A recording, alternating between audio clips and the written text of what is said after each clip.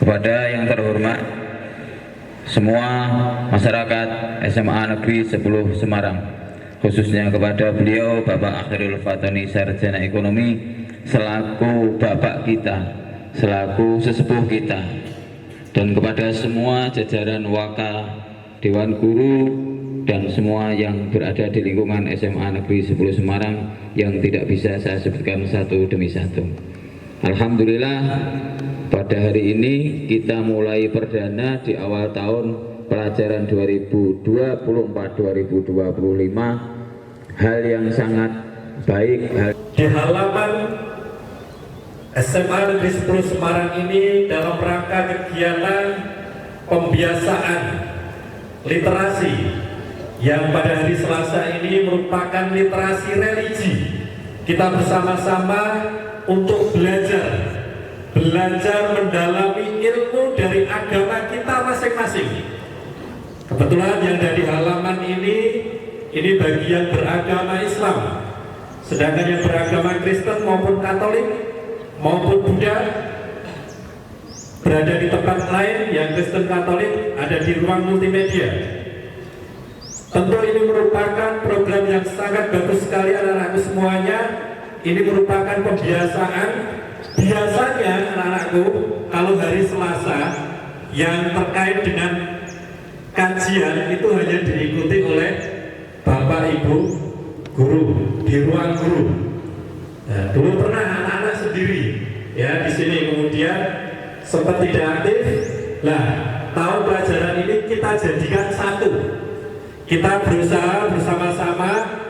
Kita sesekali dalam waktu seminggu sekali paling tidak di sekolah ini ada kegiatan terkait dengan literasi religi. Kita mengkaji bersama-sama, mendalami ilmu agama, terutama yang ada di tempat ini.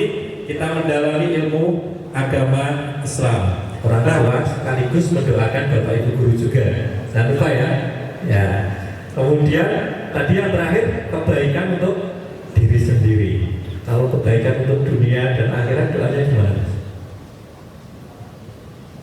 Rabbana atina fid dunya hasanah wa fil akhirati hasanah wa qina adzabannar. Luar biasa. Ini doa yang sangat familiar.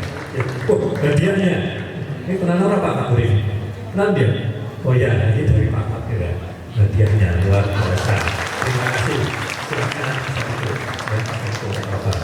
Nah, tadi disebutkan ya doanya yang sangat familiar sekali ya, yang tentu semuanya sudah bisa hafal semuanya, dan itu bagi yang memimpin doa mesti di akhir-akhir menutup doanya terkadang disampaikan atau diucapkan doa itu Rabbana atina fid dunya hasanah wa fil akhirati hasanah wa qina adzabannar. Ada 3 hal yang kita minta di situ. 1, kita minta kebahagiaan, keselamatan kita hidup di dunia. Yang kedua, kebahagiaan, keselamatan kita hidup di akhirat nantinya. Dan kita juga memohon yang terakhir, kita selamat dari siksa api neraka. Ada yang bisa memberikan pendapat? Ada? Silakan, nanti dapat hadiah lagi. Kayaknya belum ada ya. Ya, nanti hadiahnya nyusul aja nanti. Ya, kalau enggak ya nanti hadiahnya ucapan terima kasih dulu. Ada anak-anakku semuanya? Ya, tentunya kita sebagai umat Islam, bahwasanya kita tahu bahwa kita diciptakan dari tanah oleh Allah SWT, dan itu ada syaratnya untuk melakukan kebaikannya dan menjauhi larangannya. Lalu bagaimana kita bisa bahagia hidup di surga?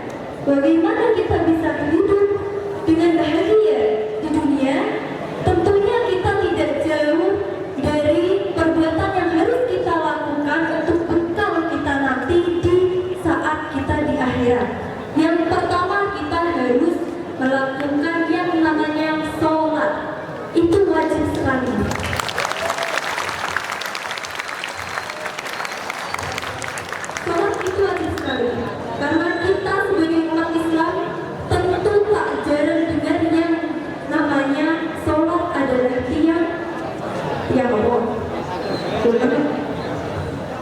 Tiang agama. Kalau kita tidak menunaikan sholat, maka agama kita akan luntur. Begitu juga dengan bangunan.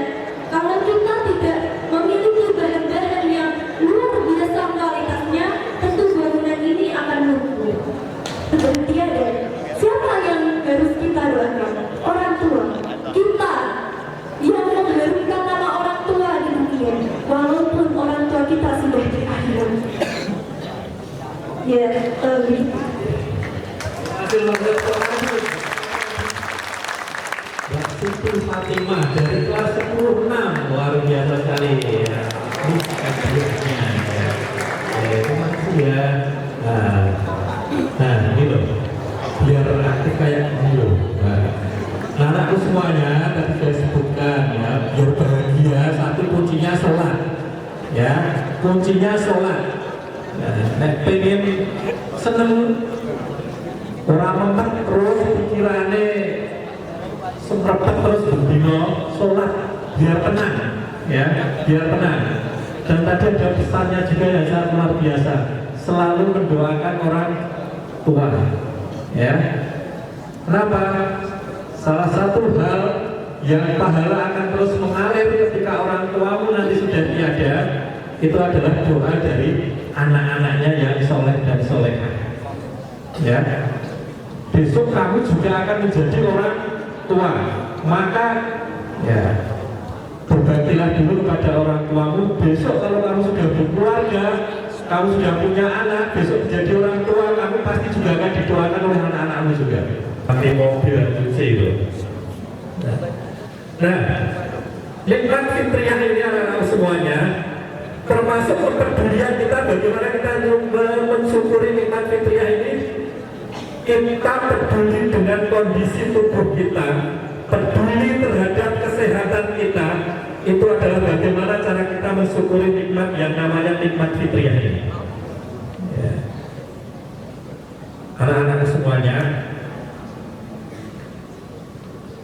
di kelas kalian pasti setiap hari fokus untuk mengikuti pembelajaran, mungkin bahkan juga ada hal-hal yang tidak bisa kalian lakukan atau tidak peduli dengan kehidupan kalian juga. Maka dari itu sempatkan untuk membiasakan hal-hal yang baik untuk merawat salah satu nikmat fitriyah ini. Jadi ya bekal, bawa bekal, dibawa ke sekolah, terus nanti sempatkan dulu untuk makan dulu di sela-sela waktu istirahat, ya kan? Biar tetap kalian kondisinya bugar juga. Nah, itu anak-anak semuanya. Jadi tidak perlu ada yang disombongkan atas ciptaan Allah yang melekat pada tubuh kita. Nikmat fitriyah. Yang kedua, nikmat ikhtiar, ya. Bersyukur atas nikmat yang setelah kita upayakan untuk dihasilkan. Bagi Bapak Ibu guru, tahu saya juga, kita selalu berikhtiar setiap hari, kita untuk bekerja dan sebagainya, ada hasilnya, ada rezeki yang didapatkan, senantiasa kita syukuri nikmat rezeki itu. Anak-anakku semuanya yang belajar di kelas, dengan ikhtiarnya, dengan belajarnya, ada penilaian dari Bapak Ibu guru, berapapun nilainya disyukuri. Yang penting ikhtiarnya adalah jujur, sesuai dengan kemampuan diri kalian sendiri. Maka anak-anakku semuanya, ketika mengikuti tes, ujian, tidak usah toleh sana toleh sini, ya, percaya diri dengan kemampuannya sendiri, ya, percaya diri dengan kemampuannya sendiri. Berapapun hasilnya, itulah hasilnya, dan itu wajib kamu syukuri. Dan itu sekaligus sebagai evaluasi. Kalau hasilnya belum sesuai dengan harapanmu, berarti harus ada ikhtiar yang harus kamu lakukan lebih kuat lagi. Apa? Belajar. Ya. Kalau hasilnya sudah bagus, ya berarti masih ada ikhtiar lagi yang harus kalian lakukan juga. Belajarnya lebih digiatkan lagi. Ya. Jadi nikmat ikhtiariyahnya.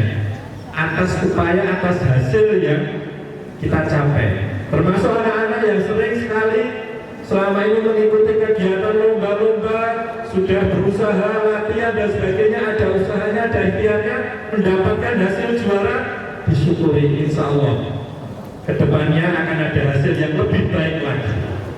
Ya. Kalau ada yang terjadi seperti itu, saling mengingatkan. Nah, yang kelas 11 dan 12 beberapa waktu lalu P5 kita sudah mengangkat tema hal itu kan, masih ingat kan? Yang pentas di sini itu, ya pentas dramanya itu. Nah, dan deklarasi bersama-sama juga. Maka dari itu anak-anak semuanya kita gunakan nikmat dunia, keimanan sekali lagi yang ada dalam hati kita semuanya, itu menjadi kekuatan kita untuk senantiasa taat kepada Allah. Dan terakhir adalah nikmat ukhrawiyahnya, akhiratnya. Nah, kuncinya itu nanti akan kita lalui ketika kita sudah terlepas dari kehidupan dunia menuju kehidupan akhirat. Nah, kebahagiaan di akhirat nanti itu berdasarkan bagaimana kita mensyukuri empat nikmat sebelumnya tadi. Kalau kita sukses menempatkan itu semuanya, betul-betul kita bersyukur kepada Allah atas nikmat-nikmat itu, insya Allah nikmat yang terakhir, ya nikmat kehidupan kita di akhirat nanti kita akan capai bersama-sama. Nah, tadi disampaikan di awal, inna akramakum indallahi atqakum. Tidak ada kehidupan yang mulia di sisi Allah nanti kecuali hanya kehidupannya orang-orang yang bertakwa. Orang yang bertakwa pasti akan selalu bersyukur kepada Allah. Maka kebahagiaan di dunia akan tercapai, kebahagiaan di akhirat pasti juga akan tercapai. Kalau kita semuanya sudah sesuai dengan tracknya, kita sesuai dengan apa yang sudah dipedomankan di dalam Al-Quran, ya kan, sesuai dengan petunjuk-petunjuk di dalam Al-Quran, kehidupan kita di dunia kita selamat bahagia, di akhirat selamat kita bahagia juga, tentunya kita akan masuk ke surga Allah, akan terlepas dari sisa api nerakanya Allah tadi. Selanjutnya akan ada acara tanya jawab dari bapak ibu juga boleh, dari anak-anak juga boleh. Kalau anak-anak harus bertanya, ibu-ibu pun harus bertanya. Karena mata saya hanya dua menghadap ke sana, yang sana tidak dilihat, yang sana tidak dilihat, apalagi yang belakang. Nanti kalau ngacung bilang sing buanter, saya. Nah, kalau bareng ya senasib nanti. Gitu ya. Saya bertanya, kita semua tahu bahwa ridhonya Allah itu terdapat pada ridho orang tua. Jadi mau kita sholat mau waktu, mau kita beribadah, kalau kita tidak berbakti kepada orang tua, itu sudah pasti tidak masuk surga, bisa dibilang begitu. Tapi bagaimana Pak kalau semisal kita sangat berbakti kepada orang tua, tapi kita tidak pernah sholat waktu, tidak pernah taat beribadah, dan tidak pernah menjalankan syariat-syariat agama? Terima kasih.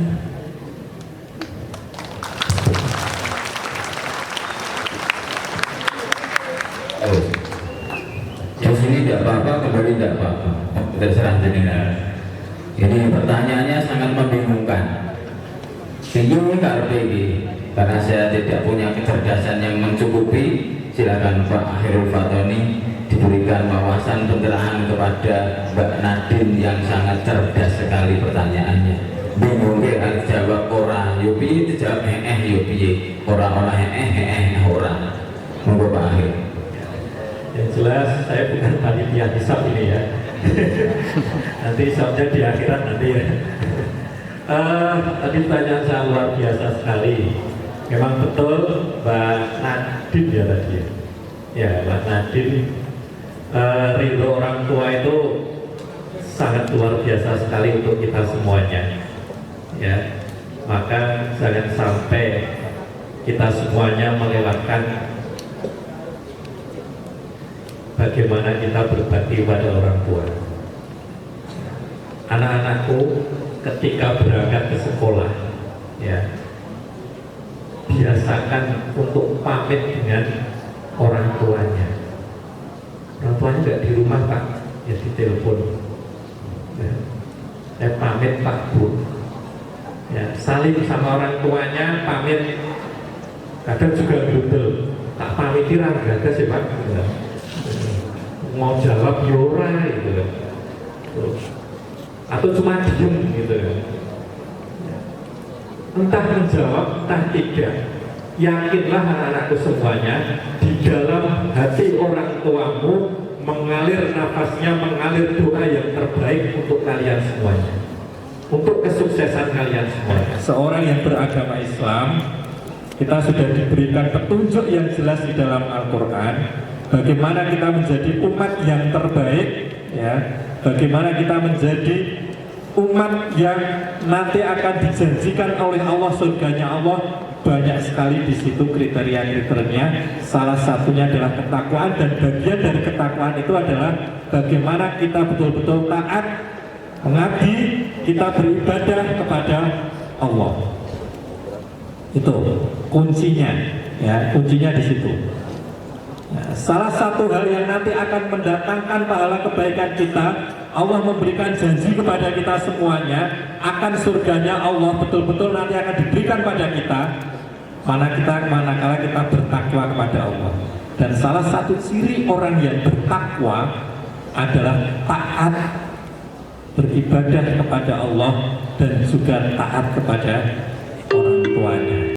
Wa asyhadu anna Muhammadar Rasulullah. Allahumma sholli ala Sayyidina Muhammad wa ala ali Sayyidina Muhammad. Rabbi zidni ilma warzuqni fahman. Amin ya rabbal alamin. Assalamualaikum warahmatullahi wabarakatuh. Terima kasih Bapak Fatur yang telah memimpin doa.